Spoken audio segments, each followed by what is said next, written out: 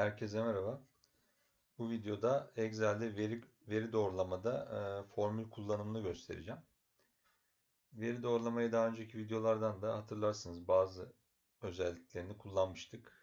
Bu daha az bilinen bir özelliğini göstereceğim bugünkü videoda. Şöyle yapalım. Bu tablomuz var. Bir tane başka bir sayfaya aynısını kopyalayalım. Şimdi şöyle genel olarak bir veri doğrulamayı tekrar göstereyim kısaca. Ne için kullanıyorduk biz veri doğrulamayı? Biliyorsunuz genelde en sık kullanılan, en çok bilinen özelliği bu da liste özelliğidir. İşte herhangi bir kaynak verirsiniz burada. Şöyle yapalım. Mesela aylar diyelim Ocak, Şubat. Şunu da şöyle seçip aşağı doğru çekelim.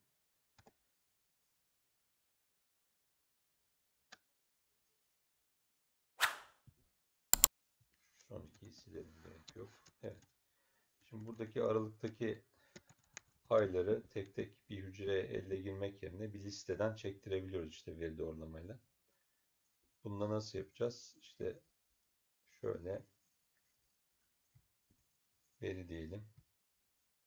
Veri doğrulama.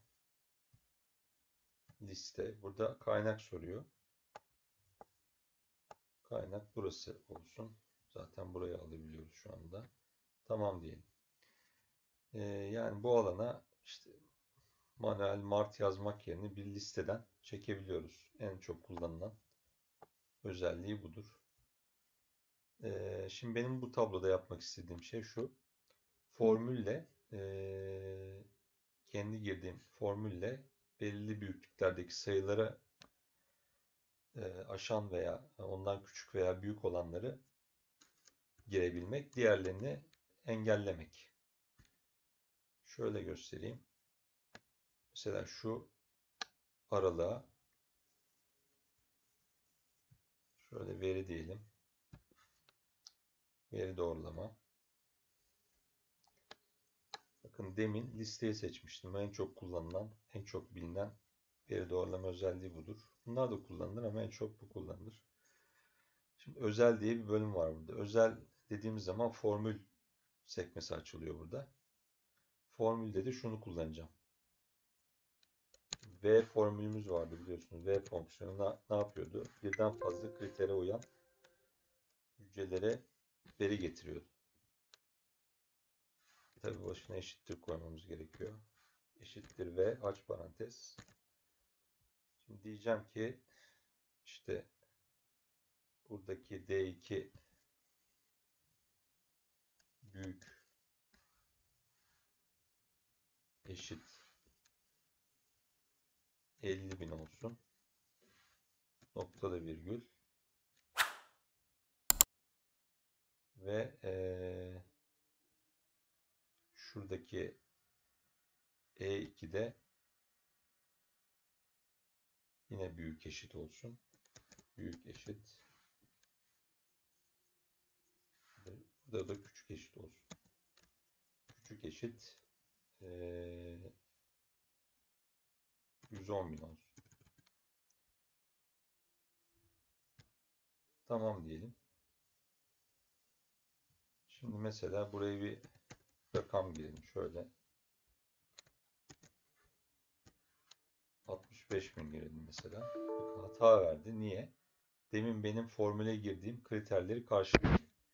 Şimdi buraya bunu bilmeyen biri girdiğinde işte ne oluyor? Niye veri giremiyorum diyebilir. İşte buraya da mesela 75.000 diyelim.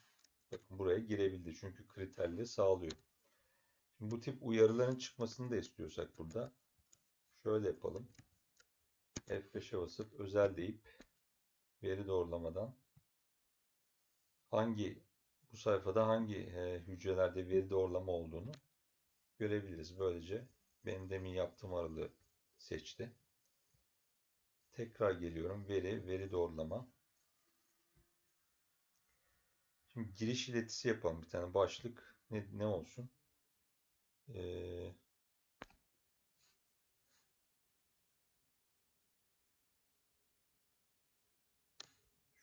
ki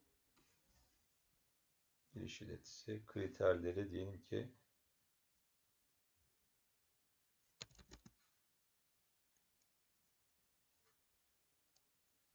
bu hücre aralığında diyelim.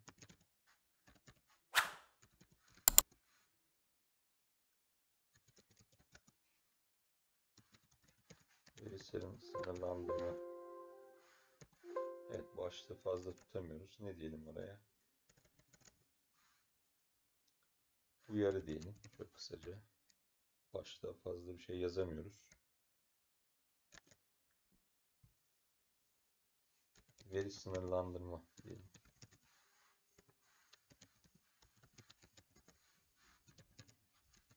Vardır. Kontrol ediniz diyelim. Hata uyarısı. Hata uyarısı da burada istediğimiz stili seçebiliyoruz. Yani istersek durabilir, istersek uyarı verebilir ama yine veri girişine izin verir. Bu da bilgi sadece. Hücrede bilgi çıkar. Burada biz durmayı seçelim. Başlık hata diyelim. Girdiğiniz verileri kontrol ediniz diyelim. Tamam diyelim. Evet, bakın. Burada hücrenin üstüne geldiğinde hani hiç bilmeyen biri bu tabloya en azından bu hücrelerde veri doğrulama olduğunu bilir ve ona göre kriterleri belirler. Ve mesela diyelim ki demin işte 20.000 yazalım. Girdiğiniz verileri kontrol ediniz diyor. İşte mesela bu bilgiyi de yazabiliriz buraya şimdi. Şöyle yapalım. F5 diyelim, özel. Veri doğrulama diyelim.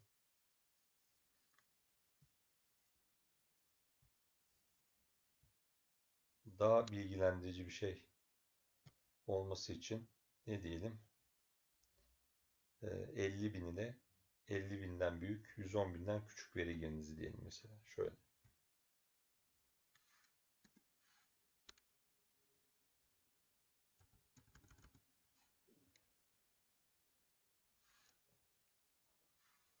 ...50.000'den büyük, 110.000'den küçük veri giriniz. Yani aslında küçük ve eşit de ben şimdi uzamasın diye böyle yazdım. Tamam dedik. Şuraya 25.000 girelim mesela. Bakın bu sefer daha açıklayıcı oldu. İşte bu sefer mesela 100.000 girelim.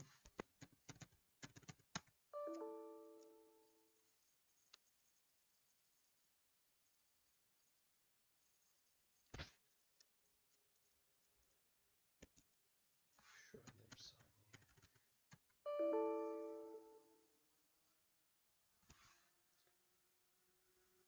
Şuradan bir kontrol edelim tekrar.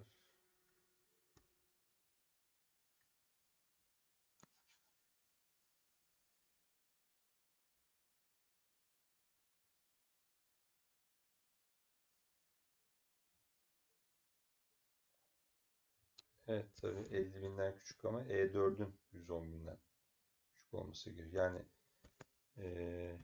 şurası sağlamadı mesela o kriteri. O yüzden şuraya yazalım onu. Demin yazdığım 110.000'i. 100.000 yazalım. Evet, bu kriterlere uyan D2 ve E2 idi ama tabii veri aralığım burası olduğu için burada D6 ve E6 aralığını baz alaraktan veri doğrulamayı kabul etti. Evet, bu tip tablolarda kullanmanızı öneririm. Az bilinen bir özelliktir.